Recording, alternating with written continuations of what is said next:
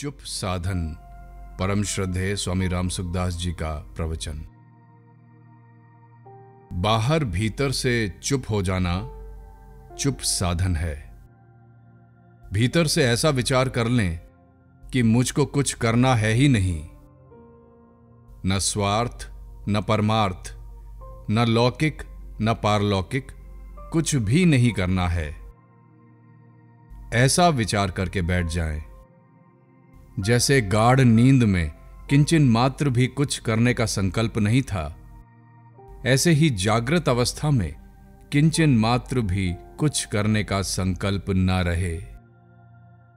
चिंतन, जप, ध्यान आदि कुछ भी नहीं करना है। परंतु चिंतन आदि नहीं करना है, ये संकल्प भी नहीं रखना है, क्योंकि न करने का संकल्प रखना भी करना है।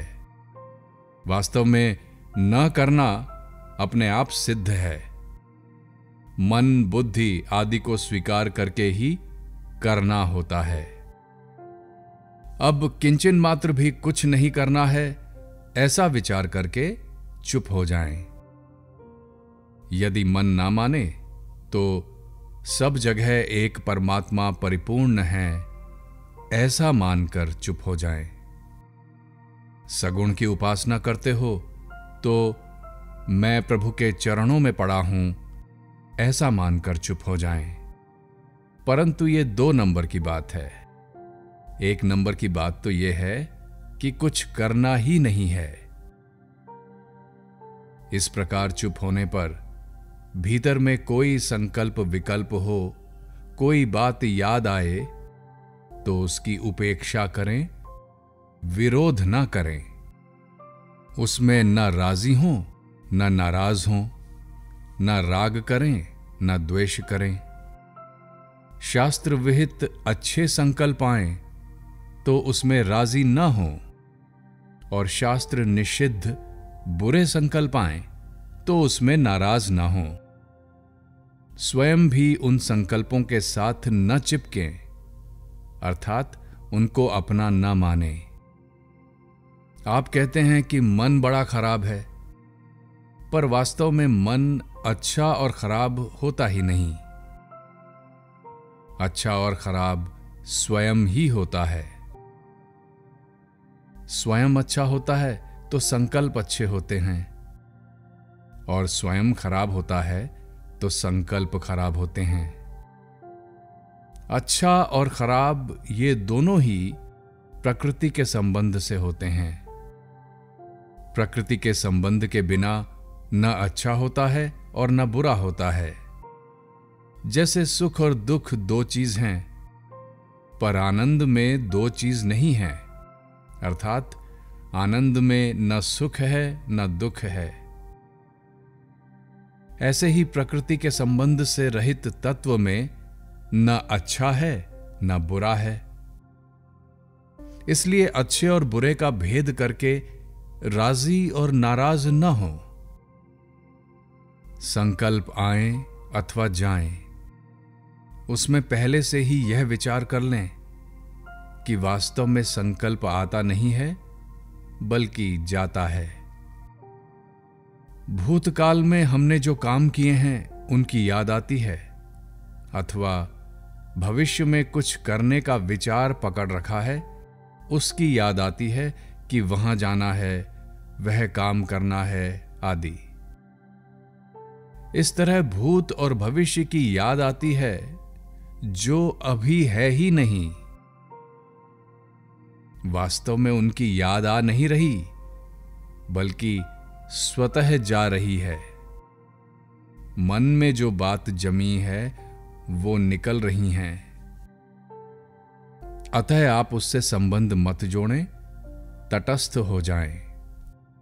संबंध न जोड़ने से आपको उन संकल्पों का दोष नहीं लगेगा, और वे संकल्प भी अपने आप नष्ट हो जाएंगे, क्योंकि उत्पन्न होने वाली वस्तु स्वतः नष्ट हो जाती है।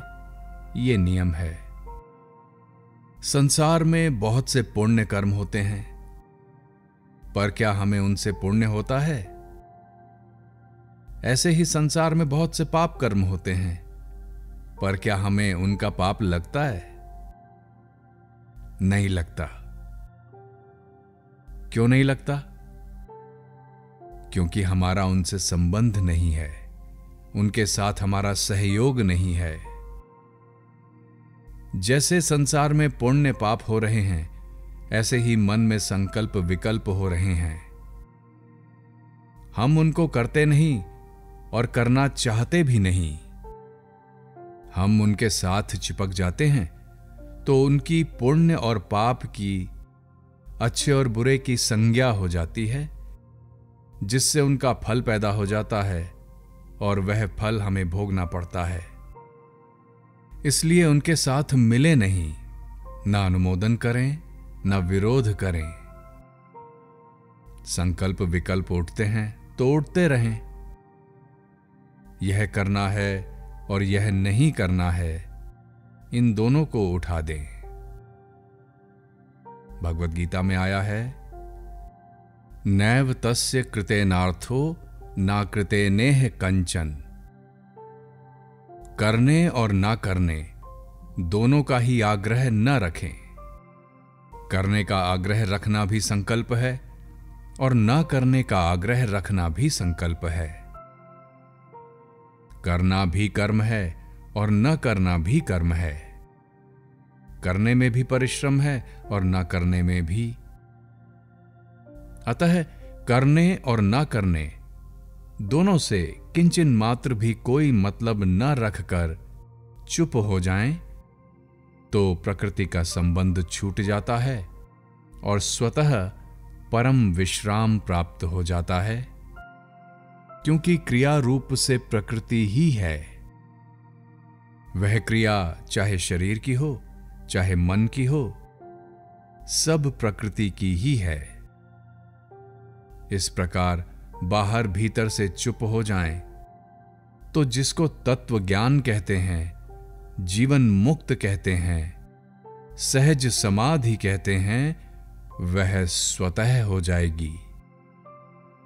उत्तमा सहजावस्था, मध्यमा ध्यान धारणा, कनिष्ठा शास्त्र चिंता च तीर्थ यात्रा धमाधमा।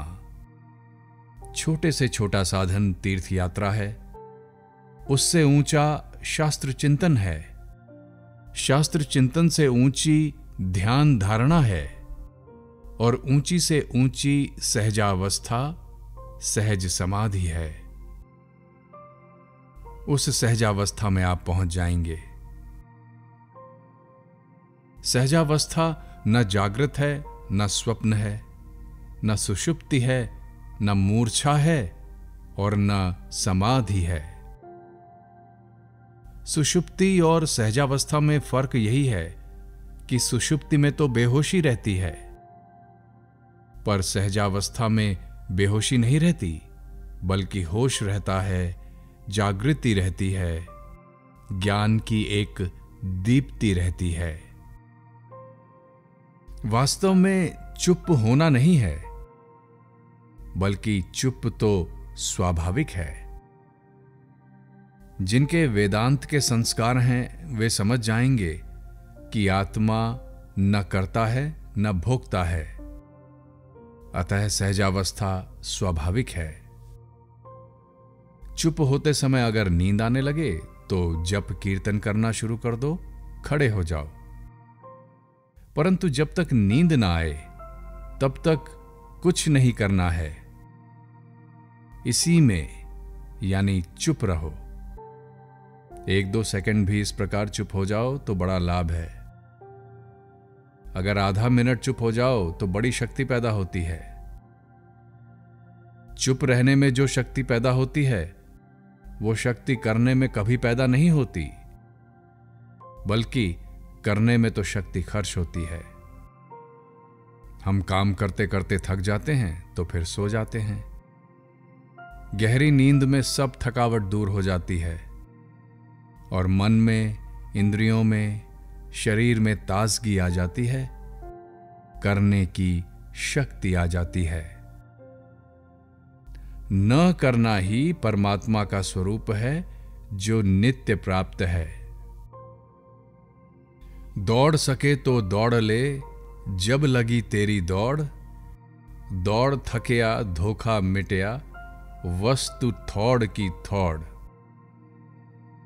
न करने का जो महात्म्य है वह करने का है ही नहीं, कभी हुआ ही नहीं, कभी होगा भी नहीं और हो सकता ही नहीं।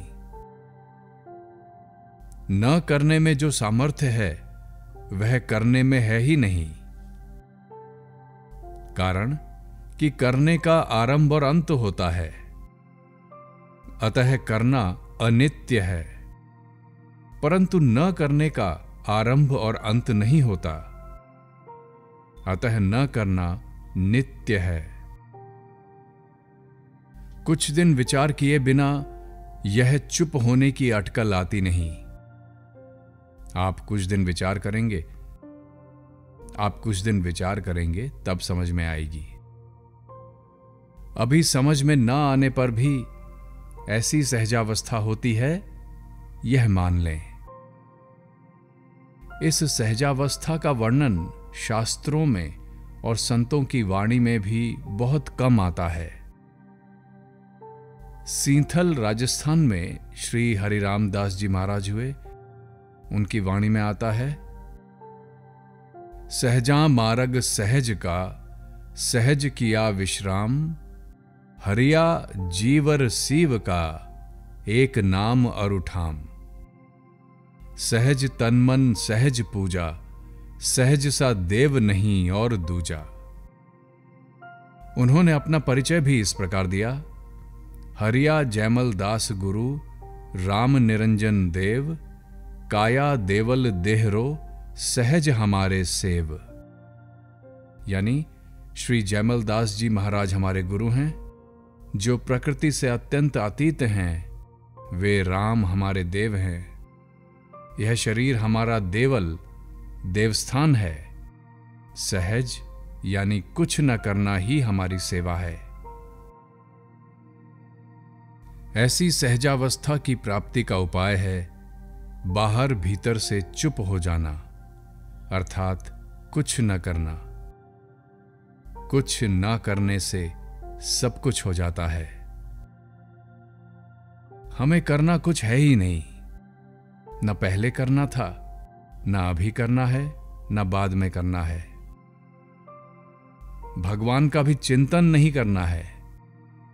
भगवान के चरणों में गिर जाना है, पर चरणों का चिंतन नहीं करना है। न संसार का चिंतन करना है, न भगवान का। मन का निरीक्षण भी नहीं करना है। मन का निरीक्षण तभी करेंगे जब मन के साथ अपना संबंध मानेंगे, जबकि मन के साथ हमारा संबंध है ही नहीं। अतः मन की तरफ देखना ही नहीं है। यह कोई मामूली चीज नहीं है, बहुत ऊंची चीज है। यह सब साधनों का अंतिम साधन है। कुछ न करने में सब साधन एक हो जाते हैं। जैसे अरबों रुपयों का एक पैसा भी अंश है, ऐसे ही जिसको परमात्म तत्व की प्राप्ति, जीवन मुक्ति, सहज समाधि कहते हैं, उसका अंश है ये। इसको संतों ने मूक सत्संग और अचिंत्य का ध्यान भी कहा है।